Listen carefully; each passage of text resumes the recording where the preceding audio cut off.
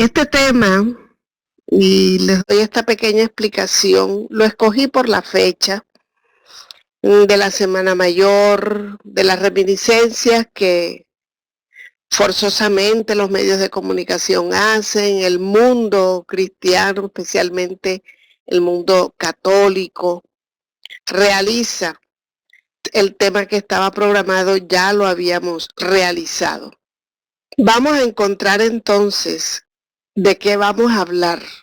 De la inmortalidad del alma, sí, pero los sustentos que nos da el Maestro Jesús y los otros sustentos que vamos a encontrar en la medida que desarrollemos nuestro tema.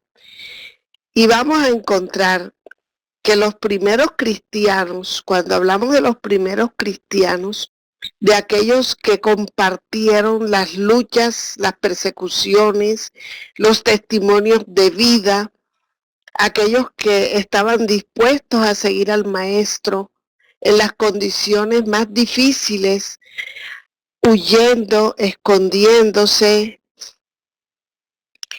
pero buscando el consuelo, la esperanza, la palabra que les sacara de esa opresión en la cual ellos vivían. Entonces, estos primeros cristianos creían firmemente en la comunicación de los muertos. Vamos a usar la palabra que encontré en los textos, porque para nosotros los espíritas no hay muertos, hay desencarnados o hay almas en el mundo espiritual o hay espíritus en el mundo espiritual. Entonces, utilizando el texto, respetando el texto, vamos a entender cómo esos primeros cristianos se comunicaban con los espíritus de los muertos y recibían y creían en sus enseñanzas. Entonces, todo el cristianismo se apoya en los hechos de apariciones y de manifestaciones que han encontrado tanto en el Antiguo como en el Nuevo Testamento. Encontramos en los dos testamentos, en los dos legados, apariciones de seres angelicales. La palabra ángel viene del hebreo y del griego, que significa mensajero, pero lógicamente otras creencias les han colocado alas y les han colocado un estado preferencial de nuestro Padre Creador, y nosotros eso ya lo tenemos esclarecido. Sin embargo, en las apariciones encontramos ángeles, o sea, seres superiores que han hecho un trabajo de esfuerzo, de mejoramiento, de avanzada, de humildad, de sabiduría, de muchas experiencias reencarnatorias y han sido escogidos por toda esa playa de directores espirituales para que sean los mensajeros de las noticias que el mundo espiritual tenía para la humanidad. Entonces, las apariciones de Jesús después del martirio del Calvario son la misma base, el punto vital de la doctrina cristiana. Cuando nosotros registramos la resurrección como se conoce, nos damos cuenta que ese es el aval, el respaldo que Jesús le da a todas sus enseñanzas. Por eso dijo, si Cristo no hubiera resucitado, nuestra fe sería vana. Sus palabras no tendrían esa connotación como realmente la tienen y ha trascendido todos los siglos de la era cristiana o la era después de Cristo.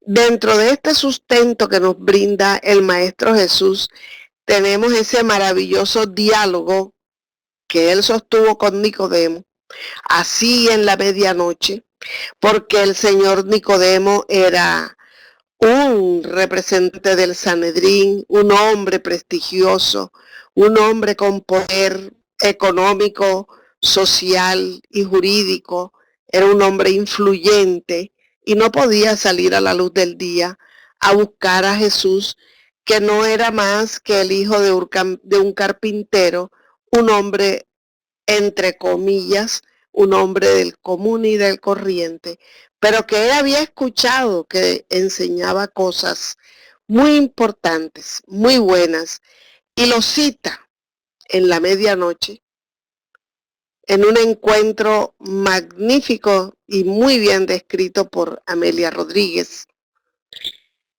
en Las Primicias del Reino.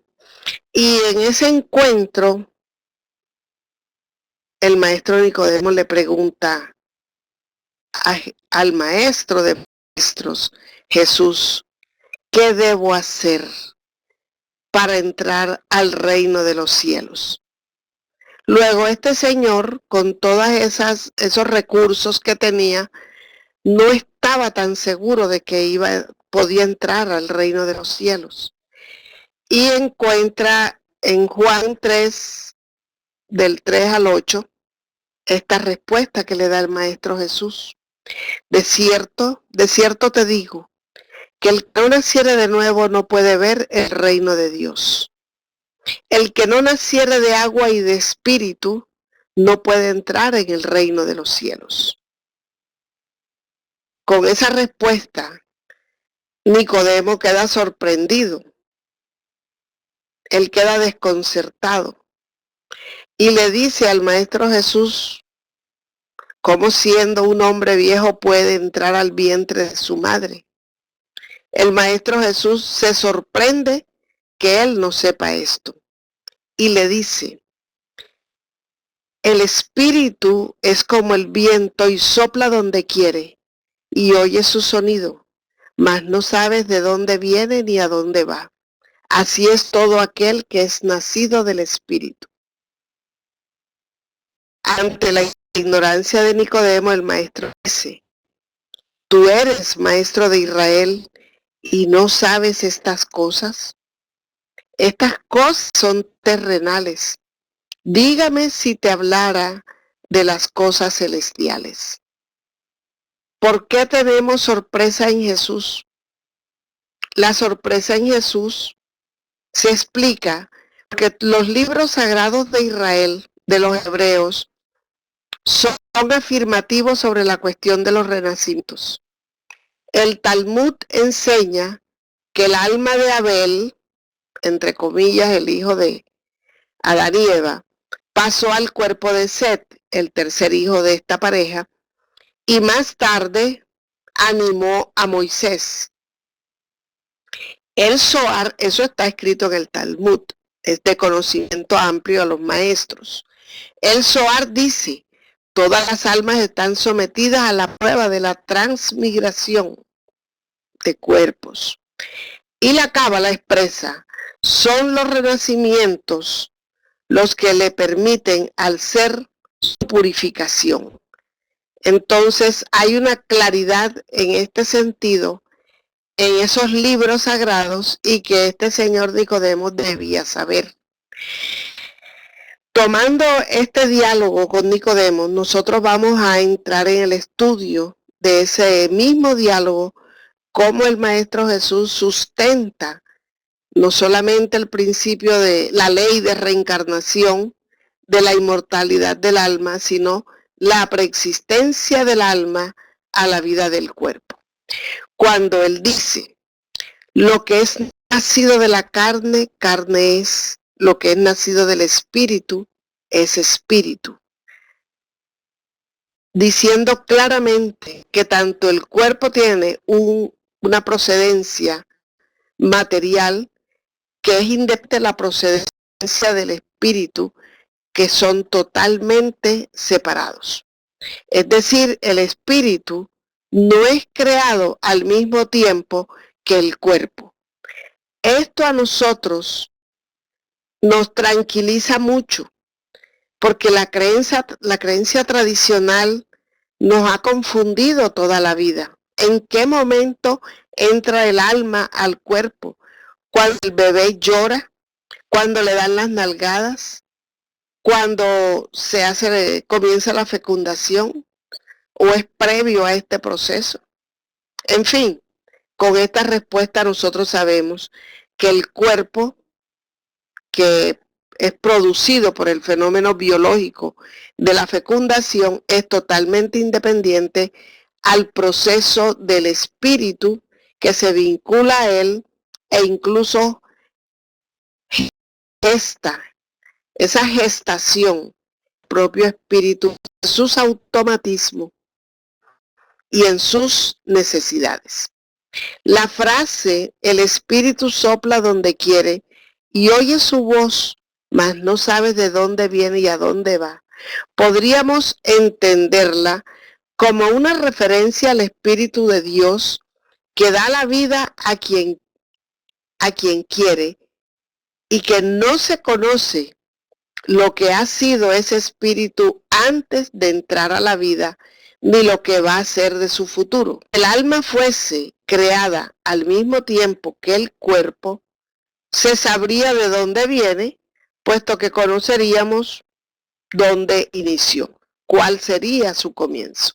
Entonces, estas frases son muy elocuentes para nosotros entender el argumento que el Maestro Jesús en este Evangelio, en este diálogo con Nicodemo, nos entrega. Es un legado maravilloso en ese diálogo.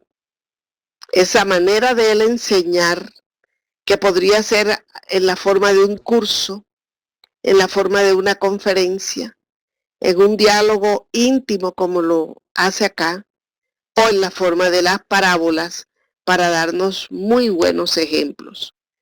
Tenemos otro pasaje descrito por Mateo en su capítulo 17, 10, 13, que nos dice que después de la transfiguración, aquel fenómeno maravilloso donde el Maestro Jesús lleva a 3 de sus discípulos y les recomienda orad y vigilad.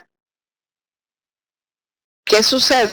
Que los discípulos se duermen, pero se despiertan de las voces que ellos escuchan. Y al despertarse y mirar la transfiguración del Maestro y escuchar y entender que estaban hablando de su final, de su misión, ellos incluso respondiendo a la común cobardía del ser humano, le proponen no moverse del monte Tabor, incluso construir allí unas chozas y quedarse allí, a lo que el Maestro les responde que en la planicie están sus hermanos necesitados esperándolo, ¿verdad? Entonces, después de esta transfiguración, los discípulos le preguntan, ¿por qué los escribas dicen que es preciso que Elías venga primero? Porque ellos acaban de ver a Elías con el Maestro Jesús, Elías y a Moisés. Y Jesús responde, es verdad que Elías ha de venir y restablecerá todas las cosas, pero yo os declaro que Elías ya vino y ellos no lo conocieron, ni los escribas ni los fariseos, sino que hicieron con él cuanto quisieron. Así también harán de padecer al Hijo del Hombre, refiriéndose a él. Entonces sus discípulos entendieron que él se estaba refiriendo a Juan el Bautista. Como había una enseñanza en los primeros cristianos de aceptación sin problema en los renacimientos, para ellos no fue sorpresivo. No fue sorpresivo que él les dijera que Elías ya había venido y que era Juan Bautista. Entonces, desde el tiempo de Juan, en Mateo 11, 12 y 15, desde el tiempo de Juan Bautista hasta el presente, el reino de los cielos se tomó por la violencia y los violentos pretenden conquistarlo. Todos los profetas, lo mismo que la ley de Moisés, hablaron del reino hasta que vino Juan. Si queréis comprender lo que os digo, él mismo es Elías, el que tenía que venir. El que tenga oídos para escuchar, oiga. Es decir, el que quiera entender la profundidad de esta respuesta. Entonces, desde los tiempos de Juan Bautista, está diciendo desde los tiempos en que Juan era Elías. Todos esos siglos, los violentos se han querido apoderar del reino de los cielos por la violencia. E incluso cuando habla de la ley de Moisés, quiere decir que todas las profecías que se dieron en ese entonces también hablaban de que iba a venir un precursor que sería Juan. Y entonces ya Juan vino, es el mismo Elías que no fue reconocido ni por los escribas ni por los fariseos. Y vamos más adelante, vamos a encontrar en esta respuesta, el Maestro Jesús no está dejando entrever que Elías podría ser bautista, lo está afirmando. Él es el Elías que ha de venir. Entonces queda claro para los apóstoles que Juan Bautista y Elías eran el mismo espíritu de diferentes cuerpos. Nosotros también quedamos claros con eso. Este diálogo y estas aclaraciones que hace el Maestro Jesús a nosotros nos dan una tranquilidad porque tenemos muchos enemigos de la reencarnación desde el punto de vista espírita, como nosotros hemos aprendido a entender que es una ley necesaria y explicativa para entender nosotros no solamente la justicia de Dios, sino también nuestro proceso evolutivo y también nuestra felicidad. Es necesaria la ley de reencarnación. El sustento que encontramos en el Antiguo Testamento dice que leemos en Malaquías 4:5. Este versículo dice: he aquí envío al profeta Elías antes que venga el día del Señor. Malaquías está recibiendo información de Jehová, que hoy sabemos por la doctrina espírita, que es el mentor espiritual del pueblo hebreo, y que ellos como Jehová creían que era el Dios universal. Hoy nosotros sabemos que nuestro Padre universal no es físico, es amor, palpita en el universo, en los confines del universo, palpita en nuestros corazones y no tiene voz como nosotros lo relacionamos, pero que Moisés tenía que buscar un mecanismo didáctico para poder enseñar la unicidad de este ser, de nuestro Padre Celestial, y enseñar el amor, el respeto y el temor. En Isaías encontramos el siguiente versículo: vos clama en el desierto, preparad el camino a Dios, refiriéndose que hay una voz que clama en el desierto, que es la de Juan el Bautista, que viene a preparar el camino enviado por Dios. En Jeremías, muy joven Jeremías, cuando comenzó su facultad profética, y le dice: vino pues la palabra de Dios a mí diciendo, dice Jeremías, antes que te formases en el vientre, te conocí, y antes que nacieses, te santifiqué, y te había destinado a ser profeta de las naciones. Entonces, estos tres profetas del Antiguo Testamento tocan el tema de la reencarnación de una manera directa, explícita, no deja dudas. Entonces, no entiendo cuando algunos dicen, ¿dónde habla la Biblia de reencarnación? Y la Biblia está compuesta por el Antiguo y el Nuevo Testamento. Y aquí tenemos todas estas citas. Después de la transfiguración, el monte de Tabor y la inmortalidad, porque es que nosotros estamos allí a un Moisés y a un Elías que habían existido entre 8, 10 o 12 siglos antes de Cristo, en presencia con el Maestro Jesús, un Moisés que le había dicho a su pueblo que no se comunicaran con los muertos, que no hicieran magias, que no hicieran adivinanzas, que había hecho esa prohibición que es el punto de mayor ataque de las otras doctrinas o religiones cristianas que no son, digamos que son vehementes en este punto, y vemos a Moisés comunicándose con alguien tan vivo como estaba el Maestro Jesús en ese momento. En este pasaje vemos a Moisés hablar con Jesús, por lo tanto aquí Moisés levanta la prohibición de hablar con los muertos, siendo él mismo un muerto, quien demostraba esa posibilidad que ahora se tornaba real. Su prohibición a la evocación de los muertos se justificaba en aquella época para evitar los abusos, porque no todos los muertos pueden responder al llamado de los encarnados. Entonces miremos cómo se renueva esa situación de la comunicabilidad de los espíritus. Y nos dice Amelia Rodríguez en Trigo de Dios, refiriéndose a este pasaje, que a partir de aquel momento, de donde se origina la vida, los seres, la realidad, y es el punto de encuentro de vivos y muertos. La comunicabilidad con los dos planos, los que nos permite a nosotros demostrar esa inmortalidad del alma.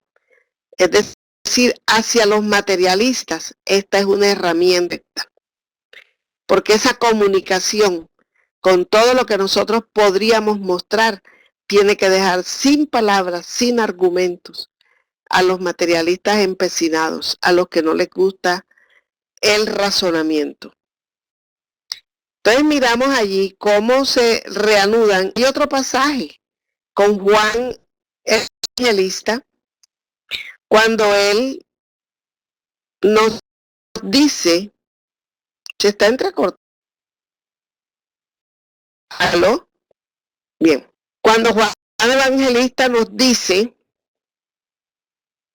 amados, no creáis a todo espíritu, sino probad que los espíritus son de Dios, porque muchos falsos profetas han salido por el mundo. Amados, probad primero si los espíritus son de Dios. Todos los espíritus son de Dios. La idea es probar si son buenos, si traen cualidades nobles, si traen las potencialidades de la bondad, del desprendimiento, de la humildad, de la sabiduría. Porque muchos falsos profetas han salido por el mundo. Es para no engañarnos. Esto es muy contrario a prohibir. Al contrario, comuníquense con los espíritus, pero primero identifiquen cuál es su cualidad, cuáles son sus características, en qué nivel evolutivo se encuentran, para nosotros no ser engañados. Lucas 16-19 nos refresca con esta magnífica parábola del rico Epulón y Lázaro, que nosotros todos hemos estudiado desde la primaria, en lecciones de historia sagrada, en fin. Es una parábola, no fue una realidad, una parábola que el maestro toma y expone el egoísmo de un rico, su indiferencia ante el dolor de los necesitados y lógicamente el punto final, que es la desencarnación de ambos. Muere Lázaro, muere Epulón, pero Lázaro es consolado en el seno del padre Abraham, y el rico, que se encuentra atormentado en el Hades, levanta sus ojos para pedirle al padre Abraham que le permita a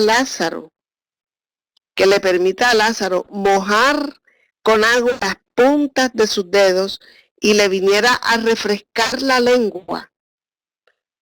Y el padre Abraham le contesta, primero hay una distancia abismal es una distancia vibratoria que nos está impidiendo a nosotros esa comunicación entre Lázaro y el rico que está atormentado. Pero el padre Abraham, aquí como un padre superior, le dice, no se puede por la distancia que hay. Nosotros hoy sabemos que es la distancia vibratoria. Sin embargo, en esta parábola el Maestro Jesús nos está diciendo que el rico de Pulón sabía que ese ser a quien él ignoró en su dolor podría también ir a avisarle a sus hermanos para que no le suceda lo que a él, manifestando una vez más en esta parábola la inmortalidad del alma. Magnífica esta parábola del Maestro Jesús. Cuando ya nosotros entramos en el estudio del Evangelio según el espiritismo y encontramos las instrucciones del Maestro Kardec y la de los espíritus de la tercera revelación, el Maestro Kardec nos interpreta este pasaje de la siguiente manera. Primero el pasaje: pedid y se os dará, buscad y hallaréis, llamad a la puerta y se os abrirá, porque todo el que pide recibe, el que busca halla, y el que llama a la puerta se le abrirá. ¿Quién de vosotros es el hombre que da una piedra a su hijo cuando le pide pan? ¿O si le pide un pez le da una serpiente? Si pues siendo malos sabéis dar cosas buenas a vuestros hijos, con cuánta mayor razón vuestro Padre que está en los cielos dará los bienes verdaderos a quienes se lo pidan. Es decir, no podemos dudar de pedir, de buscar y de llamar, porque Él es nuestro Padre amoroso, y aquello que pidamos y nos los merezcamos y sea para nuestro bien, no vamos a tener la menor duda de que lo tendremos. Entonces, en el Evangelio según el Espiritismo, capítulo 25, ítem 5, el Maestro Kardec nos instruye. Desde el punto de vista moral, esas palabras de Jesús significan: pedid la luz que debe iluminar vuestro camino y se os dará. Pedid la asistencia de los espíritus buenos y vendrán a acompañaros. Y tal como el ángel de Tobías, los servirán de guía. Pedid buenos consejos y jamás se os negarán. Llamad a nuestra puerta y se abrirá para vosotros. Pedid con fe, con fervor y confianza. Presentaos con humildad y no con arrogancia, porque seréis abandonados a vuestras propias fuerzas y vuestras caídas serán el castigo para vuestro orgullo. Entonces, no se trata de pedir dinero, de pedir un carro, de pedir un novio, de pedir una estabilidad de orden material. Se trata de pedir esa luz, se trata de pedir asistencia de los buenos espíritus y se trata de recibir los buenos consejos de orden moral para que nosotros podamos iluminar nuestro camino, esclarecernos y poder brindarle esa luz a los demás. Ahora vamos a mirar el soporte que tuvo la doctrina espírita desde el punto de vista ciencia. Porque si nos ponemos a hablar de nuestra doctrina, de la codificación y del Maestro Kardec, a quien le damos un loor en este mes que cumple 160 años, la obra de la puerta principal del conocimiento espírita, nos demoraríamos en un seminario y quizás un seminario largo. Allí tenemos todas las respuestas a todas nuestras inquietudes en este sentido para enseñar y para que se multiplique la enseñanza. Pero mirando los aportes científicos que recibe la doctrina, el doctor Gustave Heley, eminente médico e investigador francés, fue el primer director del Instituto Metapsíquico Internacional de París y gran propulsor de las investigaciones paranormales en Francia y en toda Europa. También fue un espiritualista convencido y un teorizador de altas dotes filosóficas y de aquilatado espíritu lógico. Desde la infancia tenía una reminiscencia o recuerdo referente al instante de su nacimiento, que era para él una evidencia de la realidad de la reencarnación. Este señor, magnífico aporte hace, sincero, lógico, inteligente, instruido, participa de todas estas investigaciones, dedica su vida, sus 20 primeros años, y saca una publicación que aquí vamos a mirar para no tener desorden en el estudio, y dice que sus trabajos que él realizó sobre las materializaciones nos dejaron a nosotros, a la posteridad de él, modelos en parafina y en yeso que constituyeron documentos incontrovertibles de la relación de tan discutidos y cruciales fenómenos. Había en ese momento un ambiente muy caldeado sobre la existencia o no de los espíritus. Estamos hablando de la inmortalidad del alma. Y él hace unos estudios, toma impresiones en parafina derretida que una mano humana no hubiera resistido. Y luego se enfría la parafina, él saca el modelo en yeso y demuestra que hubo manos, pies de los espíritus que quedaron allí grabados y moldeados para nosotros. A los 20 años publicó su ensayo de revista general y de interpretación sintética del espiritismo. Y poco más tarde, El ser subconsciente fue otro libro. Pero con su obra Del inconsciente al consciente, consagró su fama como sabio investigador y de filósofo de orden mundial. Entonces era un señor respetabilísimo, un señor serio, un señor trabajador, honesto en todo lo que nos aportaba. En esa obra, la supervivencia espiritual y la reencarnación aparecen como hechos científicamente planeados que marcan etapas de la evolución del dinamismo psíquico esencial entre un estado de inconsciencia y otro futuro de conciencia plena en sus actitudes y sus responsabilidades, en el que alcanzará los soberanos valores del bien y la sabiduría. Esos textos existen y existen en español y son de una profundidad y de un valor inestimable.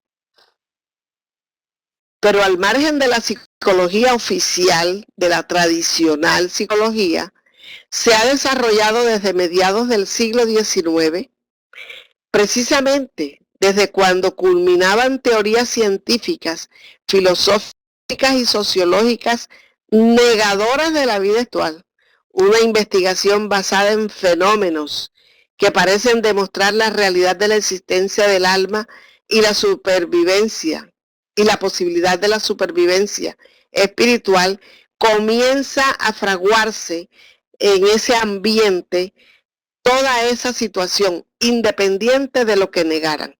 Entonces comenzaron los famosos hechos de las hermanas Fox en Hydesville en marzo de 1848, y estos hechos se multiplicaron en los Estados Unidos inicialmente, luego en Inglaterra, Francia, y se esparció por toda Europa.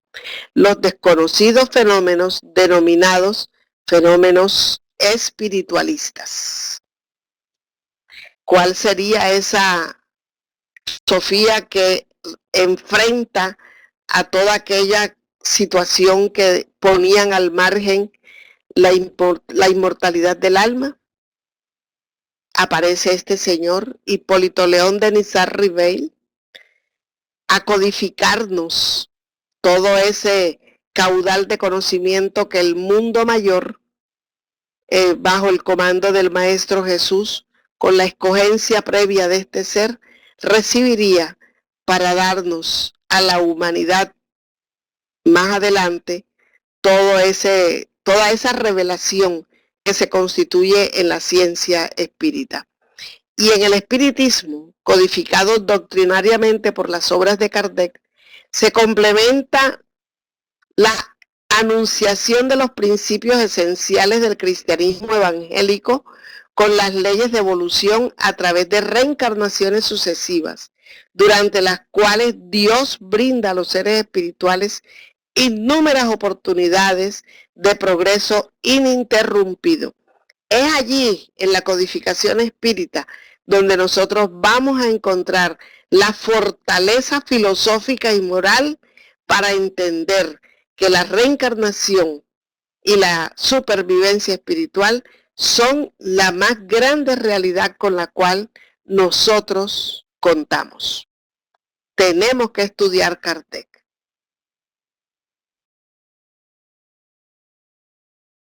Aquí tenemos las hermanas Fox, su madre, instalada en una casa situada en Hydesville, un pequeñito pueblo del estado de New York, Estados Unidos.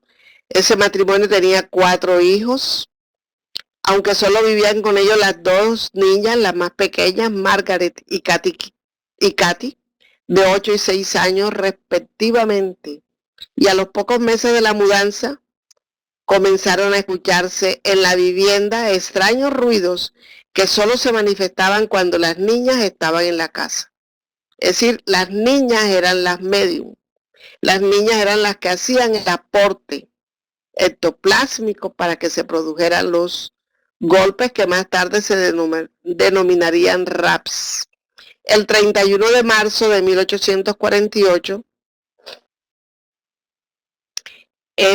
comenzó el vocabulario propio de estos diálogos que las niñas comenzaron a obtener con estos golpes, que no eran más que la presencia de un ser llamado Charles, que había sido asesinado y enclaustrado en una de las paredes de la casa donde ellas vivían, para él demostrar que había sido víctima.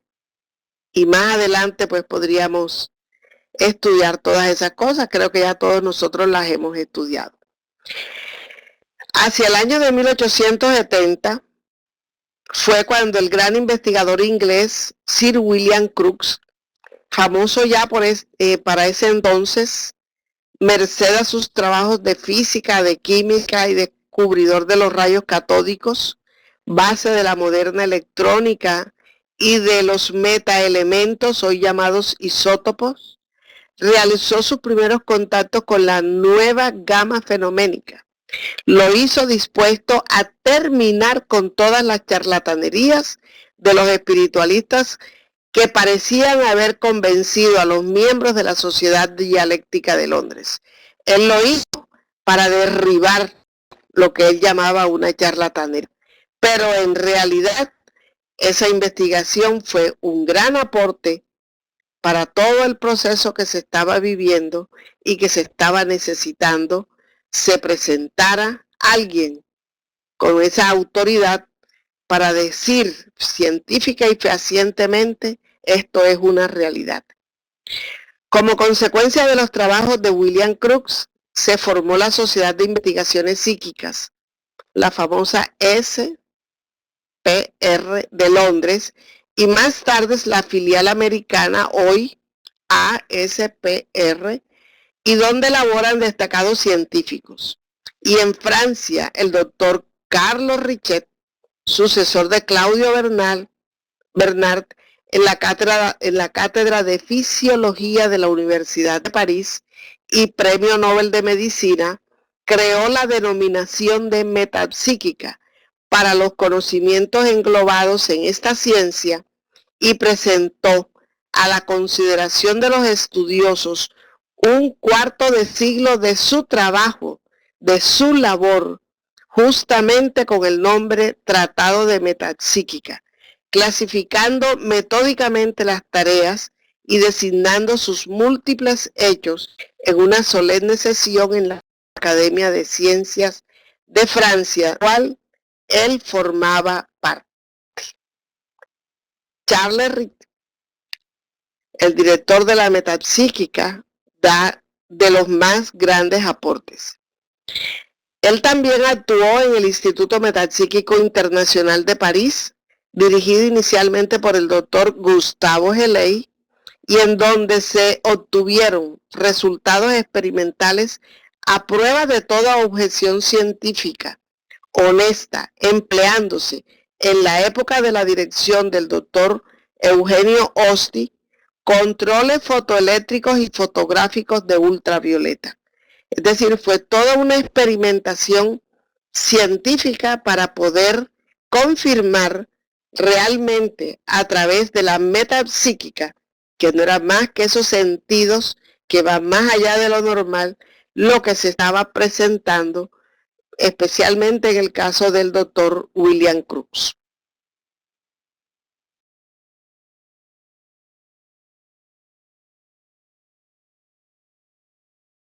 El doctor William Crookes logra estudiar este fenómeno maravilloso de Kathy King, nombre dado por la espiritista Florence Cook, a una supuesta materialización de un ectoplasma que en sus apariciones tomaba forma humana.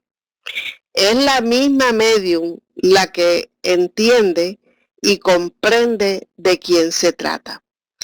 Y en el año 1871 y 1874, 3 años, el doctor William Crookes estudió una curiosa materialización que decía llamarse Kathy King, Reina Kathy, que surgía a instancias de una medium de corta edad llamada Florence Cook.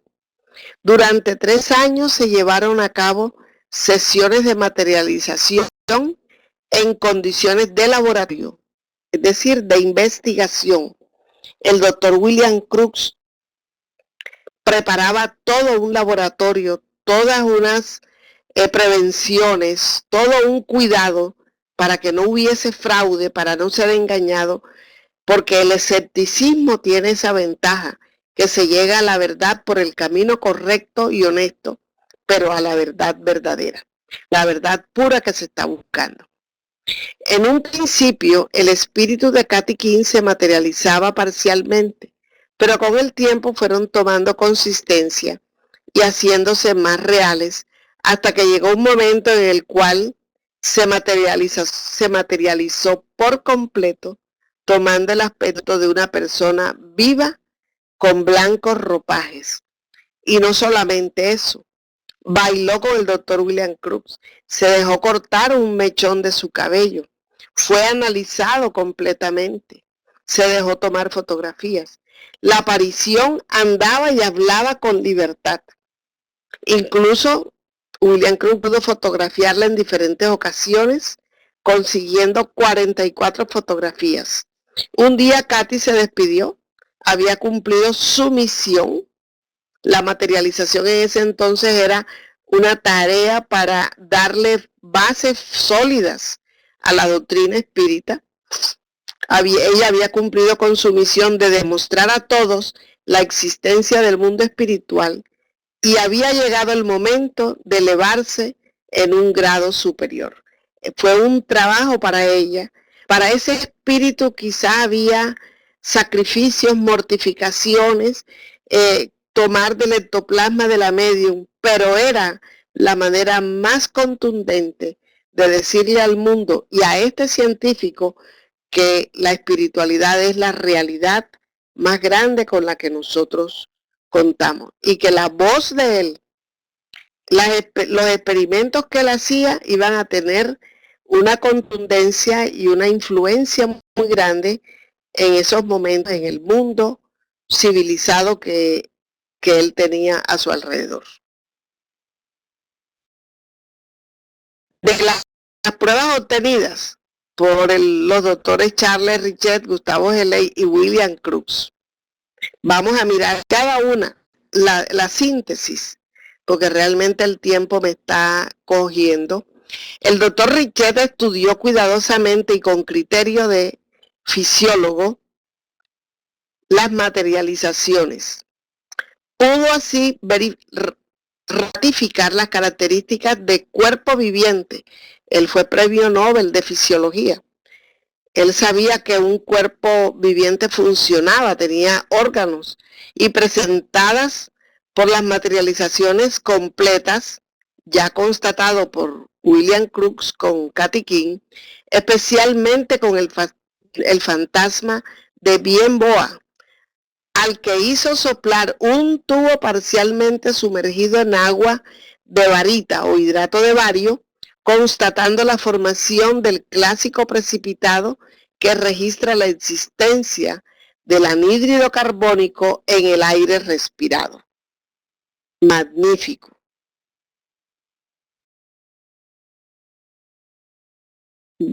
El doctor Gustavo Geley es numerosas medium de esterilizaciones y documentó con moldes de parafina obtenidos en sus sesiones experimentales la realidad de las manos y los pies materializados. Los yesos correspondientes se guardaron en el Instituto Metapsíquico Internacional de París.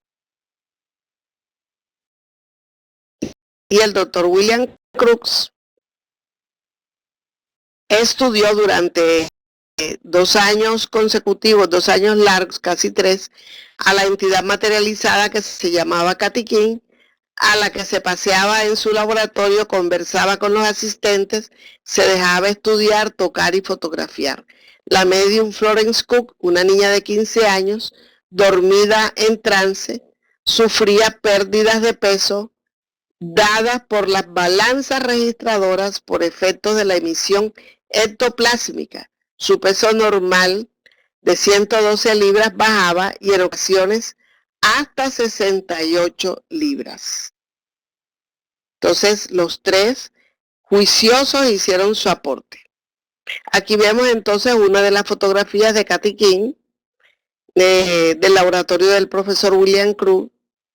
Pueden verse sus rasgos fisionómicos que el doctor estudió con mucho detalle y está acompañado del doctor Gustavo Geley en esta foto.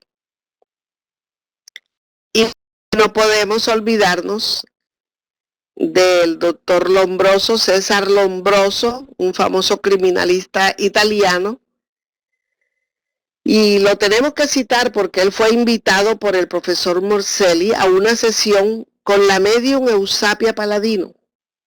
Durante la misma se formó una corporación fantásmica completa que se le acercó llamándolo por el nombre que le daba su madre cuando él era pequeño y le habló en ese dialecto italiano de Venecia y Lombroso reconoció el rostro y la apariencia de su propia madre que había muerto años atrás. Tenemos que recordar que la medium Eusapia se presentó guiada y el doctor Lombroso se iba a parar, le pareció que no había seriedad en esa sesión y la misma Eusapia lo detiene y le dice, quédese que le voy a presentar materializada a su madre. Él se queda sin creencia, pero cuando sucede el fenómeno cambia completamente y al día siguiente el doctor César Lombroso manda retirar de la venta un libro que hacía 2 semanas había publicado y en el cual consideraba de origen mórbido las prácticas espiritistas y aún durante años más tarde seguía sosteniendo la existencia de los fantasmas verídicos. Al respecto decía, el café puede reemplazarse con achicoria y otros productos, pero el que ha probado un buen café sabe distinguirlo y no puede convencerse de que no exista. Lo mismo me pasa a mí con los fantasmas, refiriéndose a los espíritus. Vemos entonces, ya para terminar, no quise pasar de largo porque realmente es mucho lo que habría que hablar y podríamos organizar otro tema como las pruebas científicas, pero el doctor Carlos Gustavo Jung, el psicoanalista suizo, que fue más allá penetró más allá.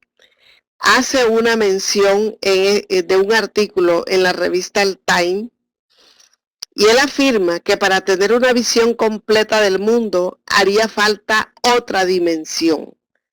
Él, desde su enfoque de encarnado o materialista, siente que falta la otra parte. Solo entonces podría darse una explicación unificada de la vida como una sola, espiritualmente hablando, como encarnados o como desencarnados. Debemos afrontar el hecho de que nuestro mundo, su tiempo, sus espacios, sus leyes de causa y efecto, está relacionado con otro orden de cosas que subyacen bajo él, tras de él, en el que no tiene importancia el aquí y el allí, ni el antes, ni el después. Ese artículo completo es valiosísimo, es maravilloso. ¿Qué queremos mostrar en esta charla de hoy?